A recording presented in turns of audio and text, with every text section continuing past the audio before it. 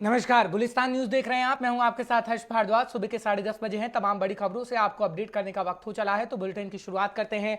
बात सबसे पहले करेंगे उत्तराखंड की, और इस वक्त की एक बड़ी जानकारी आ रही है, वो आपको बताते हैं। दरअसल ये कहा जा रहा है कि विधानसभा के मानसून सत्र की तैयारी पूरी हो चुकी है, और उसके लिए जब तैयारी की जा रही है तो बैठक भी बुलाई गई है। दरअसल उत्तराखंड विधानसभा मानसून सत्र की तैयारी पूरी हो चुकी है, और आपको जानकारी दे दें कि विधानमंडल दल के नेताओं के साथ कार्य मंत्रणा समिति की बैठक को बुलाया गया है, और कार्य मंत्रणा समिति की बैठक में सदन का कामकाज तय होगा कि कैसे सदन का कामकाज किया जाना है। सदन को शांतिपूर्वक तरीके से चलाने को लेकर चर्चा होगी। इस वक्त की ताजा जानकारी आप तक पहुंचाने की पूरी कोशिश कर रहे हैं, क्योंकि उत्तराखंड विधानसभा का मानसून सत्र की शुरुआत हो रही है 23 अगस्त से, और उसको लेकर तैयारी पूरी की जा चुकी है। हालांकि जब कार्य मंत्रणा समिति की बैठक हो रही है तो उसमें एजेंडा तय किया जाएगा कि आखिर कैसे विधानसभा के अंदर कामकाज किया जाना है और सदन को किस तरीके से शांतिपूर्वक चलाना होगा। क्योंकि अगर कांग्रेस का जिक्र करें तो कांग्रेस पूरी तैयारी कर चुकी है सरकार को घेरने की, और जब मानसून सत्र विधानसभा का होगा तो ये देखने वाली बात होगी कि क्या विपक्ष की तरफ से हंगामा किया जाएगा या नहीं, क्योंकि विपक्ष ये लगातार कह रहा है कि अहम मुद्दों को विधानसभा के अंदर उठाया जाएगा, चाहे फिर वो महंगाई का मुद्दा हो या फिर उत्तराखंड का खासकर भू कानून का मुद्दा, देवस्थानम बोर्ड का मुद्दा हो या फिर लोगों के विकास का मुद्दा हो। तमाम मुद्दे उठाने की कोशिश विपक्ष विधानसभा के अंदर करेगा और सरकार से जवाब लेने की कोशिश की जाएगी। फिलहाल मानसून सत्र को लेकर आपको अपडेट कर रहे हैं, क्योंकि ये कहा जा रहा है कि कार्य मंत्रणा समिति की बैठक में कामकाज तय किया जाएगा कि आखिर कौन कौन से काम हैं जिनको बारे में दरअसल बताया भी जाए और उसे पूरा भी किया जाए। फिलहाल आपको बता रहे हैं कि सदन को शांतिपूर्ण तरीके से चलाने को लेकर चर्चा होगी, और इसमें यह भी बातें रखी जाएंगी कि कौन कौन से ऐसे मुद्दे होंगे जो विधानसभा के अंदर उठने बेहद जरूरी होंगे। फिलहाल आपको जानकारी इस वक्त की बड़ी दे रहे हैं, क्योंकि उत्तराखंड के अंदर विधानसभा सत्र की शुरुआत हो रही है, और विधानसभा मानसून सत्र को लेकर तैयारी पूरी की जा चुकी है, और कार्य मंत्रणा समिति की बैठक में सदन का कामकाज तय होगा। विशाखा चौधरी इस वक्त हमारे साथ जुड़ रही हैं, तमाम जानकारी आप तक पहुंचाने की पूरी कोशिश करेंगे। विशाखा, बहुत बहुत शुक्रिया हमारे साथ इस वक्त गुलिस्तान न्यूज पर जुड़ने के लिए। विशाखा, क्या जानकारी आपके पास भी है, क्योंकि ये कहा जाता है कि कार्य मंत्रणा समिति की बैठक हो रही है और कामकाज का एजेंडा तय किया जाएगा कि जब विधानसभा का सत्र शुरुआत होगा तो उसमें कौन कौन से ऐसे काम होंगे जिसे करने होंगे, क्योंकि विपक्ष की संभावना है कि विपक्ष लगातार हंगामा करता हुआ नजर आएगा, खासकर विधानसभा के अंदर। हाल जो मंत्रणा समिति है उसकी बैठक उत्तराखंड में आयोजित होनी है, क्योंकि आगामी जो 23 अगस्त से 27 अगस्त तक राज्य में मानसून विधानसभा जो सत्र है वो आयोजित किया जाना है, और तमाम तैयारियां उसी को लेकर फिलहाल सरकार भी कर रही है और विपक्ष भी कर रहा है। उसी को लेकर जो विधानसभा अध्यक्ष हैं प्रेमचंद अग्रवाल, उन्होंने विधान मंडल की जो बैठक और कार्य मंत्रणा समिति की जो बैठक है एक तरीके से वो उनके द्वारा ली गई है, और तमाम जो कार्य किए जाएंगे विधानसभा सत्र को लेकर, किस तरीके से विपक्ष और पक्ष को शांतिपूर्ण ढंग से इस सत्र को आयोजित किया जाए, तमाम जो चीजें जो प्रस्ताव पारित होने हैं वो किए जाए, और शांतिपूर्ण ढंग से कैसे इस विधानसभा मानसून विधानसभा सत्र को आयोजित किया जाए उसको लेकर तमाम तैयारियां इस कार्य मंत्रणा समिति की बैठक में की जाएगी। और जाहिर तौर पर विपक्ष भी पूरी तैयारी कर रहा है, क्योंकि जिस तरीके से एक समझिए कि चुनाव से ठीक पहले का यह जो सत्र है वो बेहद ही अहम होने वाला है, क्योंकि इसमें विपक्ष बेहद मजबूत दिखाई दे रहा है, एकजुट होकर दिखाई दे रहा है, और तमाम मुद्दे विपक्ष की तरफ से उठाए जाएंगे, और कोशिश की जाएगी कि इस सत्र में सरकार को यानी कि सत्ता पक्ष को घेरने का पूरा काम विपक्ष करे। ठीक है, लेकिन क्या विपक्ष की भी विशाखा कोई बैठक हो सकती है, क्योंकि जिस तरीके से हम देख रहे हैं कि कार्य मंत्रणा समिति की बैठक हो रही है कामकाज को लेकर, और ये कहा जा रहा है कि कुछ ही दिनों में विपक्ष भी बैठक करेगा और ये एजेंडा तय किया जाएगा कि आखिर कैसे सरकार से उन सवालों के जवाब लिए जाएं जो सरकार देना नहीं चाहती, और विधानसभा के अंदर सरकार को उसके जवाब देने होंगे। जी बिल्कुल हर्ष, जिस तरीके से विपक्ष लगातार खासकर कांग्रेस एकजुट होती हुई दिखाई दे रही है, जाहिर तौर पर तमाम जो दिग्गज नेता हैं कांग्रेस के वो बैठक कर सकते हैं, और क्योंकि एक तरीके से जो तमाम मुद्दे जिस पर सरकार के द्वारा अभी तक कुछ सोल्यूशन नहीं किया गया है, चाहे वो भू कानून है या देवस्थानम बोर्ड है, इन सभी मुद्दों को लेकर विपक्ष पूरी तरीके से तैयार है सरकार को घेरने के लिए, और जाहिर तौर पर विपक्ष पूरी वंचना कर ही इस विधानसभा सत्र में उतरेगा, और कोशिश करेगा कि इस सत्र में पूरी जो कोशिश है विपक्ष की, वो सत्ता पक्ष को घेरने की जाए और तमाम मुद्दे उठाकर जनता को एक तरीके से जो कमी सरकार के द्वारा की गई है उससे अवगत कराया जाए, या तमाम जो मुद्दे हैं उनको बढ़ा चढ़ा कर रखा जाए।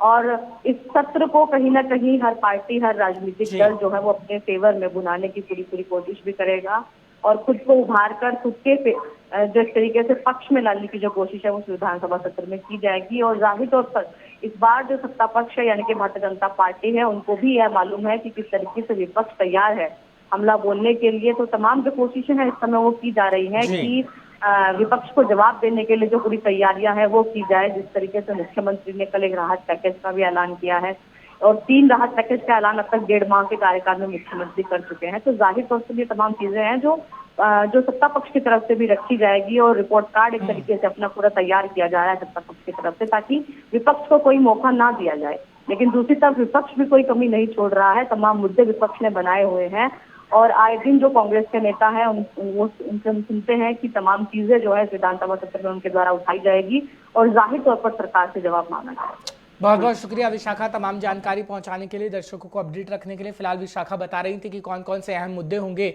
जो विधानसभा के अंदर उठ सकेंगे, क्योंकि विधानसभा सत्र की शुरुआत हो रही है। लेकिन उससे पहले हम मीटिंग का सिलसिला लगातार देख रहे हैं। फिलहाल विपक्ष भी पूरी रणनीति तैयार कर चुका है। बढ़ते हैं आगे, बात बीजेपी की कर लेते हैं, क्योंकि बीजेपी पूरी तैयारी कर रही है 2022 में सत्ता पर दोबारा काबिज होने की और उत्तराखंड में चुनावी मंथन का आगाज हो चला है। आपको जानकारी इस वक्त की बड़ी दे दें, अलग अलग टीमों के साथ 11 मीटिंग करेंगे जेपी नड्डा, बीजेपी के राष्ट्रीय अध्यक्ष। राज्य विधानसभा चुनाव के लिए रणनीति बनाई जाएगी।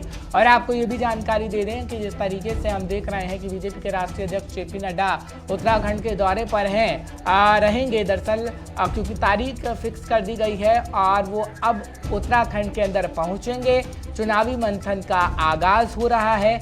अभी देखने वाली बात होगी कि कैसे बीजेपी की नीतियां अब निखर कर सामने आ पाती हैं, क्योंकि बीजेपी पहले से ये ऐलान कर चुकी है कि 2022 के अंदर बीजेपी की सत्ता काबिज हो रही है। पर क्या वाकई ऐसा होगा, उसके लिए सीधा रुख कर लेते हैं। ब्यूरो चीफ उत्तराखंड हमारे साथ जुड़ चुके हैं धीरेन्द्र प्रताप सिंह। धीरेन्द्र, बहुत बहुत शुक्रिया गुलिस्तान न्यूज पर हमारे साथ जुड़ने के लिए एक बार फिर।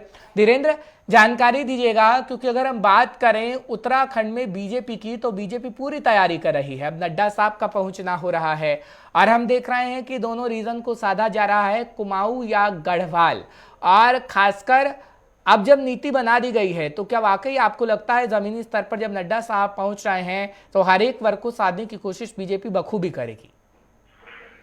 बिल्कुल हर्ष, देखिए जेपी नड्डा का जो 2 दिवसीय उत्तराखंड दौरा है वो बेहद अहम और महत्वपूर्ण है, न केवल पार्टी संगठन के लिए बल्कि सत्ता और सरकार के लिए भी, क्योंकि बीजेपी यहाँ सत्ता में है और बीजेपी के प्रदेश अध्यक्ष से लगा के जो तमाम उनके प्रदेश प्रभारी है, संगठन मंत्री है, लगातार ये दावा कर रहे हैं कि इस बार बीजेपी 60+ का एक अभियान चला रही, 60+ का लक्ष्य लेकर के चलेगी और 70 में से 60 सीटें जीतेगी। तो उस लिहाज से देखें तो उनकी जो चुनावी रणनीति है, चुनावी तैयारियां हैं, वो अन्य दलों से काफी आगे दिखाई देती है।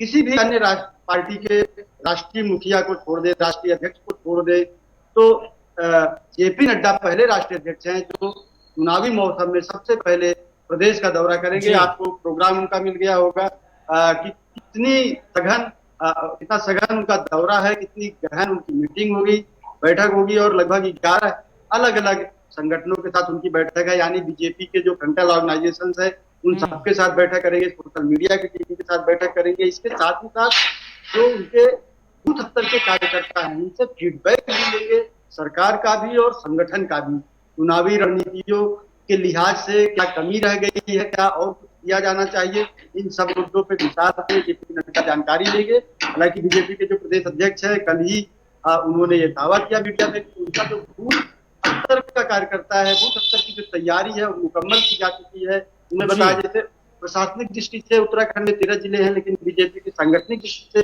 14 जिले हैं, 256 मंडल हैं।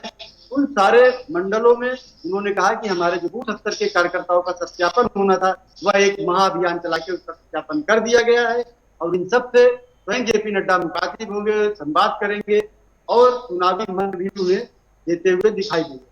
ठीक है धीरेन्द्र, लेकिन जो ट्रम्प कार्ड हर एक पार्टी की तरफ से इस्तेमाल किया जा रहा है, क्योंकि अगर हम बात करें रोजगार गारंटी कांग्रेस ने इस्तेमाल किया, आम आदमी पार्टी फ्री पॉलिटिक्स का इस्तेमाल कर रही है। लेकिन अगर बीजेपी का जिक्र करें तो बीजेपी योजनाओं को लागू करने की बात कर रही है। हम देख रहे थे सीएम साहब की मुलाकातें रक्षा मंत्री राजनाथ सिंह के साथ हो, नितिन गडकरी के साथ हो, और अब ये भी कहा जा रहा है कि कुछ दिनों बाद नड्डा साहब के बाद केंद्रीय गृह मंत्री अमित शाह भी पहुंचेंगे, जब घसियारी योजना का उद्घाटन भी किया जाएगा, जो पशु चारा होता है खासकर महिलाओं के लिए। तो क्या योजनाओं को आगे रख के बीजेपी बताना चाहती है कि हाँ, हम योजना लागू कर रहे हैं और 2022 आते आते इस योजना का लाभ सीधा सीधा जनता को मिलने लग जाएगा? देखो हर्ष, बीजेपी और अन्य पार्टियों में जो फर्क है वो दावा और वादा का फर्क है। यानी सभी पार्टियां अभी दावा करेगी कि बीजेपी को वादा करेगी और बीजेपी को दावा करना है, क्योंकि बीजेपी 5 साल सत्ता में रही है। 5 साल में उनका जो मैनिफेस्टो था वो कितना पूरा हो सका है, उसमें अगर कुछ बिंदु रह गए हैं तो क्यों रह गए हैं, इसका एक तर्कसंगत जवाब बीजेपी के नेताओं को, जनता को देना होगा। तो इसलिए हम कह सकते हैं कि आम आदमी पार्टी हो या कांग्रेस हो, उसके पास वादे होंगे कि हम सरकार में आएंगे तो ये करेंगे, लेकिन बीजेपी दावे के साथ अपनी लिस्ट दिखाएगी, हमने सरकार में रहकर क्या किया। इसलिए आप देखिए मुख्यमंत्री पुष्कर सिंह धामी बेहद तेजी में दिखाई देते हैं, और रोजगार सबसे बड़ा मुद्दा है राज्य का, और चुनावी मुद्दा भी सबसे बड़ा बनने जा रहा है रोजगार। तो रोजगार के मोर्चे पे धामी सरकार काफी अच्छे से परफॉर्म कर रही है, और लगातार जो लगभग 22,000 के करीब उन्होंने सरकारी भर्तियों की बात की थी, उसके रास्ते खोल दिए गए हैं, उसका जो प्रक्रिया शुरू हो गई है, 4-5 महीने का है। तब तक सरकार इस मोर्चे पे काफी कुछ हासिल कर ले, और उसके बाद जब चुनाव में जाए तो उसके पास एक लंबी चौड़ी फहरिस्त हो कि हमने इन क्षेत्रों में इतने लोगों को रोजगार दिया है, उसमें नौजवान कितने हैं और जो अन्य महिलाएं कितनी हैं, ये सारे डाटा उनके पास होंगे। तो मैं समझता हूँ कि जब वो चुनाव में जाएंगे तो काफी कॉन्फिडेंट होंगे, आत्मविश्वास से लवरेज होंगे, और दोबारा सत्ता में वापसी का जो जनादेश जनता से मांगेंगे वो काफी आत्मविश्वास और विश्वास के साथ मांग सकेंगे। ठीक है, एक आखिरी सवाल धीरेन्द्र, क्योंकि भू कानून का जिक्र करें या देवस्थानम बोर्ड का जिक्र करें, उसको लेकर काफी गहमा गहमी हम देख रहे हैं कि कोई भी नेता पहुंच रहा है, आम आदमी पार्टी का हो या यूं कहिए जो नेता नहीं भी है, किसान नेता राकेश टिकैत साहब भी पहुंचे थे तो भू कानून को लेकर बोला गया था। अब भू कानून और देवस्थानम का मुद्दा इस वक्त काफी हम उठता हुआ देख रहे हैं। क्या ये दोनों मुद्दे बीजेपी के लिए कहीं ना कहीं रास्ते की रुकावट तो नहीं बन खड़े होंगे? देखिए, ये दोनों मुद्दे काफी चर्चित और गर्म मुद्दे हैं, और कोई भी पार्टी इसको इग्नोर नहीं कर सकती। इसीलिए सभी पार्टियों के रैलियों में, सभी पार्टियों के उसमें राजनीतिक वादों में, दावों में ये दोनों मुद्दे शामिल हैं। और मुख्यमंत्री पुष्कर सिंह धामी ने भी भू कानून के लिए भी एक कमेटी गठित करने का निर्देश दिया है। इसके साथ ही देवस्थानम बोर्ड के प्रतिनिधियों से मुख्यमंत्री की कई दौर की वार्ता भी हो चुकी है। उन्होंने उन लोगों को आश्वस्त किया है कि उनकी जो शंकाएं हैं उनका उचित समाधान किया जाएगा, तर्कसंगत समाधान किया जाएगा। हालांकि सरकार ने देवस्थानम बोर्ड से रोल बैक करने का कोई भी संकेत नहीं दिया, और ये कहीं नहीं कहा है कि उसे भंग कर देंगे, क्योंकि उसके लगातार जो भाजपा के नेता हैं, जो सत्ता और सरकार में हैं, वो लगातार कह रहे हैं कि वह बोर्ड आधुनिक राज्य की आधुनिक जरूरतों की जरूरत के हिसाब से बनाया गया है। उत्तराखंड में जो पर्यटन जिस दृष्टि से बढ़ा है उसके लिए बनाया गया है। तो उनकी पूरी कोशिश है कि चुनाव के पहले जो लोग इसके विरोध में हैं, हक हकूकधारी या पंडे पुरोहित, उनको एक मंच पे बिठाया जाए और उनका समाधान निकाला जाए, उनसे संवाद स्थापित किया जाए और उसका एक उचित समाधान निकाला जाए, जिससे देवस्थानम बोर्ड बना भी रहे और किसी को कोई दिक्कत, किसी भी तरह की कोई आपत्ति न हो। अर्थ जी, तो मुझे लगता है कि चुनाव के आने के पहले इन दोनों मुद्दों पे बीजेपी सरकार कोई न कोई बड़ा स्टैंड ले लेगी, जो आगे चल के उसके चुनावी फायदे के रूप में बदलता हुआ दिखाई दे सकता है। जी धीरेन्द्र, बहुत बहुत शुक्रिया तमाम जानकारी पहुंचाने के लिए, दर्शकों को अपडेट रखने के लिए। फिलहाल बढ़ते हैं आगे, बात उत्तराखंड की करेंगे। अफगानिस्तान में कुछ उत्तराखंड के लोग भी फंसे हैं और उनको लेकर पूरा आश्वासन मुख्यमंत्री की तरफ से दिया गया है और एक हेल्पलाइन नंबर भी जारी किया गया है कि अगर आपको कोई मदद चाहिए तो आप हेल्पलाइन नंबर पर कॉल भी कर सकते हैं। दरअसल अफगानिस्तान में फंसे लोगों का सरकार ने मांगा है ब्यौरा। आपको बड़ी जानकारी दे रहे हैं, हेल्पलाइन नंबर 112 पर दी जा सकती है सूचना। इस वक्त की बड़ी खबर आपको बता दें, स्वदेश लौटने के इच्छुक नागरिकों का ब्यौरा जुटाया जा रहा है। इस वक्त की ताजा जानकारी, मुख्यमंत्री ने राष्ट्रीय सुरक्षा सलाहकार अजीत डोभाल से मुलाकात की है, माफ करिएगा, फोन पर बातचीत की है और एनएसए से बातचीत करके पूरा आश्वासन दिया गया है और ये कहा गया है कि जो उत्तराखंड के लोग अफगानिस्तान के अंदर हैं उन्हें लाया जाएगा। हालांकि हेल्पलाइन नंबर 112 पर भी सूचना दी जा सकती है। खबर इस वक्त की आपको बड़ी बताने की कोशिश कर रहे हैं।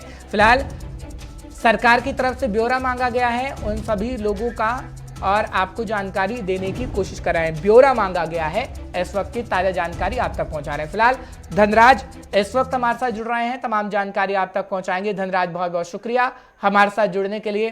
धनराज, क्या स्थिति इस वक्त है उत्तराखंड की, क्योंकि हम देख रहे हैं अफगानिस्तान का मुद्दा इस वक्त छाया हुआ है, कई भारतीय फंसे हुए हैं और कुल विदेश मंत्री की तरफ से जानकारी दी गई है कि 1605 जो भारतीय हैं वो इस वक्त अफगानिस्तान के अंदर फंसे हैं। लेकिन उत्तराखंड से कितने लोग हो सकते हैं, क्योंकि सीएम एनएसए अजीत डोभाल से फोन पर बातचीत कर चुके हैं, पूरी मदद का आश्वासन दिलाया गया है। कितने लोग हैं जो अफगानिस्तान के अंदर इस वक्त हैं, उत्तराखंड के खासकर?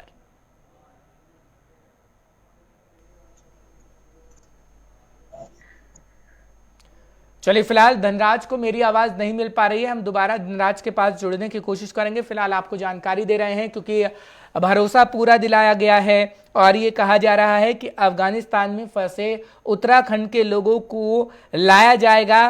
पूरा ब्यौरा मांगा गया है लोगों से कि कौन से उनके परिजन हैं जो इस वक्त अफगानिस्तान के अंदर हैं, और उत्तराखंड के लोग अपने परिजनों की सूचना 112 नंबर पर दे सकते हैं, जो उत्तराखंड की सरकार की हेल्पलाइन नंबर है, और उस पर आप सूचना दे सकते हैं अगर आपका कोई परिजन अफगानिस्तान के अंदर फंसा हुआ है। तो ये जानकारी अहम आप तक पहुंचा रहे हैं। हालांकि मुख्यमंत्री ये कह रहे हैं कि फोन पर एनएसए अजीत डोभाल से पूरी बातचीत हो गई है और पूरी मदद का आश्वासन दिया गया है। धनराज एक बार फिर हमारे साथ जुड़ रहे हैं। धनराज, बहुत बहुत शुक्रिया हमारे साथ जुड़ने के लिए। धनराज, क्या स्थिति है, उत्तराखंड के कितने लोग हो सकते हैं जो अफगानिस्तान के अंदर फंसे हुए हैं? जी हर्ष, बिल्कुल अफगानिस्तान की बात करें तो उत्तराखंड के भी काफी लोग अफगानिस्तान में फंसे हुए हैं, जिसको लेकर मुख्यमंत्री खुद इस पर नजर बना रहे हैं और साफ तौर पर उनका यही कहना है कि जो लोग वहां पर फंसे हैं और अपने राज्य में वापस आना चाहते हैं तो उनकी पूरी मदद की जाएगी। और साथ ही उन्होंने कहा है कि इसकी सूचना, यदि किसी के परिजन वहां पर फंसा है तो इसकी सूचना 112 पर दी जा सकती है, और साथ ही जो स्वदेश लौटने के इच्छुक व्यक्ति हैं उनको स्वदेश लाया जाएगा। वहीं उन्होंने अजीत डोभाल से भी बात की है, साफ तौर पर अजीत डोभाल जी ने भी यही कहा है कि जो भी मदद हो पाएगी वो जरूर करेंगे। और वहीं मुख्यमंत्री भी साफ तौर पे यही कह रहे हैं कि जितने भी लोग वहां पर फंसे हैं वो सुरक्षित हैं, कोई दिक्कत उनको नहीं होगी और किसी भी तरह की कोई परेशानी उनको नहीं होगी और उनको जल्द ही वापस ले आएंगे। जी ठीक है धनराज, लेकिन एक जानकारी और दीजिएगा, क्योंकि ये कहा जा रहा है कि उत्तराखंड के तकरीबन 100 से ऊपर व्यक्ति हो सकते हैं जो अफगानिस्तान के अंदर फंसे हुए हैं। अब क्या वाकई जब परिजन ये 112 नंबर पर कॉल कर सकेंगे तो उसकी पूरी लिस्ट तैयार हो सकेगी? किस तरीके से काम किया जा रहा है? जी बिल्कुल हर्ष, जिस तरीके से मुख्यमंत्री ने ये ब्यौरा मांगा है कि कितने लोग ऐसे हैं जो अफगानिस्तान में फंसे हुए हैं, पूरा ब्यौरा मुख्यमंत्री ने मांग लिया है, जिसको ब्यौरा को जुटाने के लिए अब शासन प्रशासन भी लग चुका है। और साफ तौर पर 112 नंबर जो जारी किया गया है उसमें साफ तौर पर यही कहा गया है कि जिसके परिजन वहां पर फंसे हैं वो 112 पर अपनी बात कहें और उनके परिजनों को वापस लाया जाएगा। वहीं हमने जब कल ऐसे लोगों से बात की थी कि जो लोग अभी काबुल से वापस आए थे तो उनसे बात की तो उनका साफ तौर पर कहना था कि जिस कंपनी में वो काम करते हैं उसमें भी कम से कम 100 से 50 से 100 तक के लोग उसमें काम करते थे उत्तराखंड के, जिसमें से कुछ वापस भी आ चुके थे पहले ही, लेकिन अभी भी वहां पर कुछ लोग फंसे हुए हैं जिनको लाने की मांग भी वो मुख्यमंत्री से कर रहे हैं। जी बहुत बहुत शुक्रिया धनराज, तमाम जानकारी पहुंचाने के लिए, दर्शकों को अपडेट रखने के लिए। फिलहाल पूरी मदद का आश्वासन सीएम की तरफ से दिया गया है। अगर कोई भी व्यक्ति उत्तराखंड का अफगानिस्तान के अंदर है तो परिजन 112 नंबर पर कॉल कर सकते हैं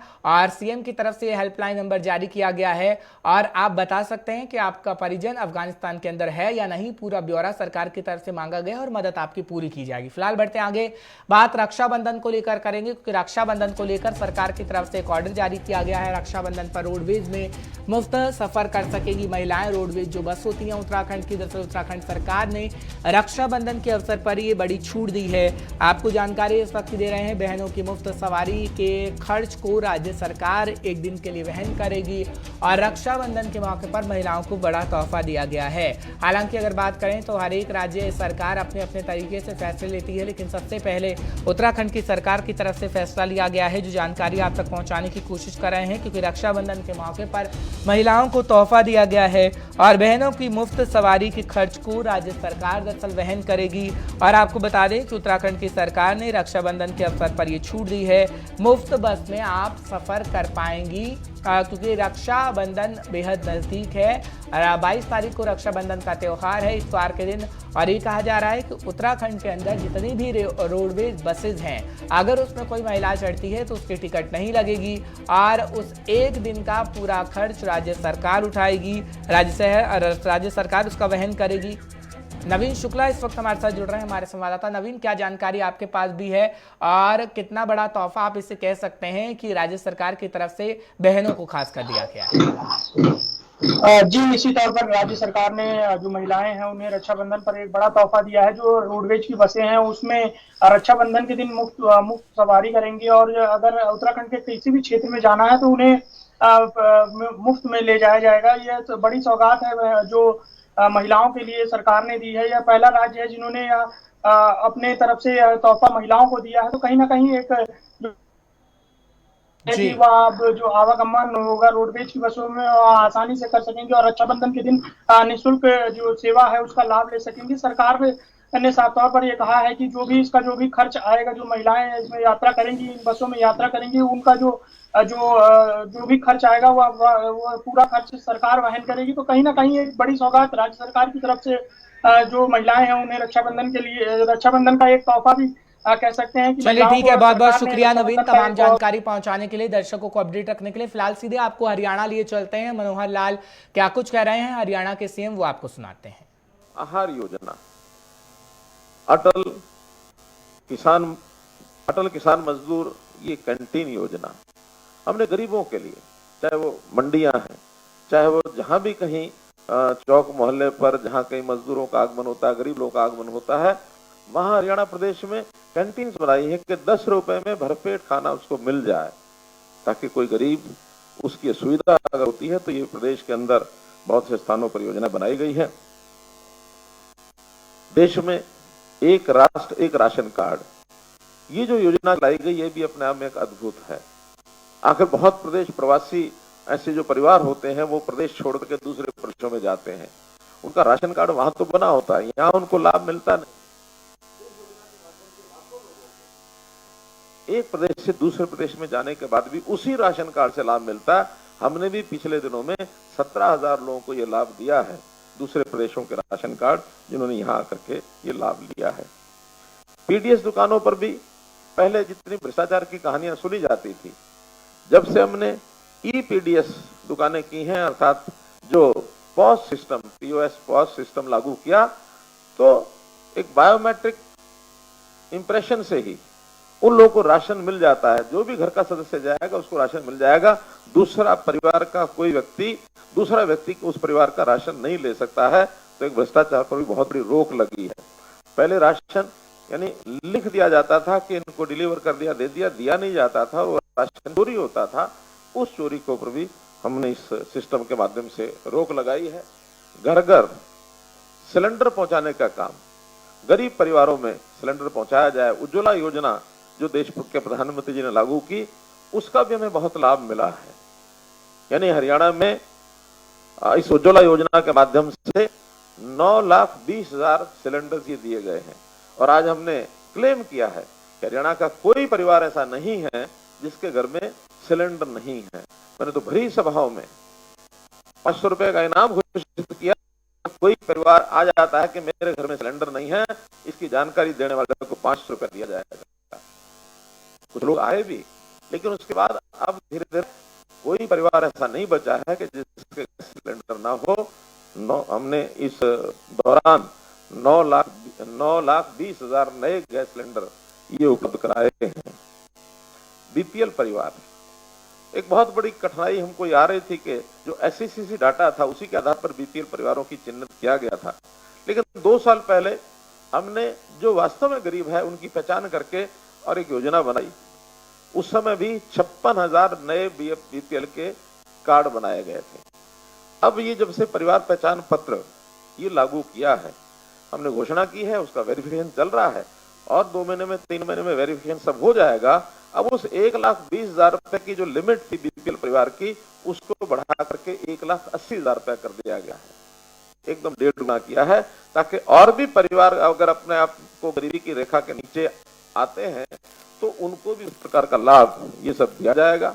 और ऐसे सब परिवारों को मुख्यमंत्री परिवार समृद्धि योजना, 6,000 रुपए की योजना है, ये जो परिवार की भविष्य एक प्रकार का सुरक्षित करने के लिए सामाजिक सुरक्षा योजना के अंदर बहुत सी स्कीमें ऐसी होती है, उनको थोड़ा थोड़ा प्रीमियम दे करके अपना इंश्योरेंस कराना है। 12 रुपए का इंश्योरेंस, 330 रुपए का इंश्योरेंस जो प्रधानमंत्री ने लागू किया हुआ, लोग भरते नहीं है। हमने कहा परिवार के सब सदस्यों का ये जो जीवन ज्योति योजना और सुरक्षा योजना, प्रधानमंत्री सुरक्षा योजना, इसके अंतर्गत जो पैसा है, ये जिनकी आय 1,80,000 से नीचे है उनको सबको प्रीमियम भरने के लिए 6,000 रुपए की राशि हम उपलब्ध कराएंगे ताकि उनका भविष्य सुरक्षित हो जाए। तो हरियाणा के सीएम क्या कुछ कह रहे थे वो हम आपको सुनवा रहे हैं, क्योंकि हरियाणा के सीएम की तरफ से तमाम योजनाओं का लाभ पहुंचाने की बात कही गई है। उज्ज्वला योजना की या फिर जिस तरीके से हर घर राशन को लेकर हरियाणा के सीएम बात कह रहे थे वो हम आपको सुनवा रहे थे। फिलहाल एक ब्रेक का वक्त हो चला है, ब्रेक के उस पार गुलिस्तान न्यूज़ पर खबरों का सिलसिला बरकरार है।